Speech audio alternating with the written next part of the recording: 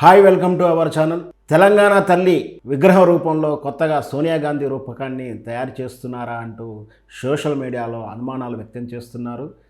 కేసీఆర్ గారి ప్రభుత్వం పడిపోయిన తర్వాత, కాంగ్రెస్ ప్రభుత్వం రేవంత్ రెడ్డి వచ్చిన తర్వాత కేసీఆర్ నిర్ణయాలన్నిటికీ కూడా తిరగరాస్తూ తనదైన మార్పు నిలబెట్టుకోవడానికి ప్రయత్నం చేస్తున్నాడంటే అవుననే సమాధానం చెప్పవచ్చు.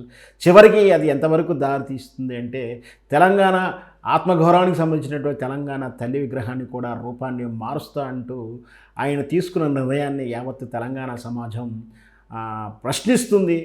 వాస్తవానికి తెలంగాణ సమాజం తెలంగాణ తల్లి విగ్రహ రూపాన్ని ఆల్రెడీ తమ మనసులో ముద్ర వేసుకున్నారు.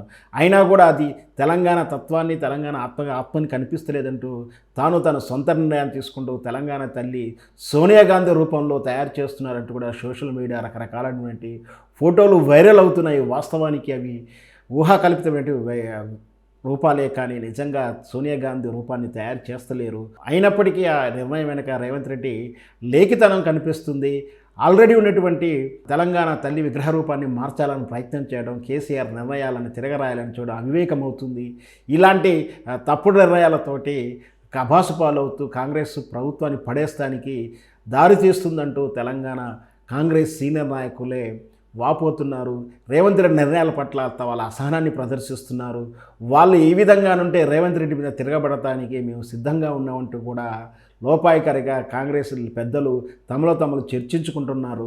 మన లక్ష్యం తెలంగాణ ప్రజలకు మంచి చేయాలి కానీ కేసీఆర్ మీద కక్ష తీర్చుకోవడం కాదు అంటూ కూడా సలహాలు ఇస్తున్నా కూడా రేవంత్ రెడ్డి ఏకస్వామ్యంగా పోతున్నాడని, వీళ్ళ మాటలు పెడచెవు పెడుతున్నారంటూ కూడా కాంగ్రెస్ సీనియర్ నాయకులు వాపోతున్నారు.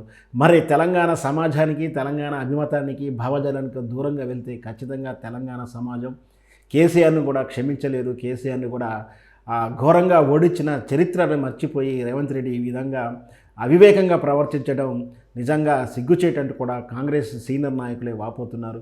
వేచి చూద్దాం, రేవంత్ రెడ్డి ఈ నిర్ణయాలు మార్చుకుంటాడా, అలాగే కొనసాగిస్తాడా, ప్రజలు ఏ విధంగా తీర్పు ఇవ్వబోతుంటారో మనం అన్నీ కూడా వేచి చూద్దాం.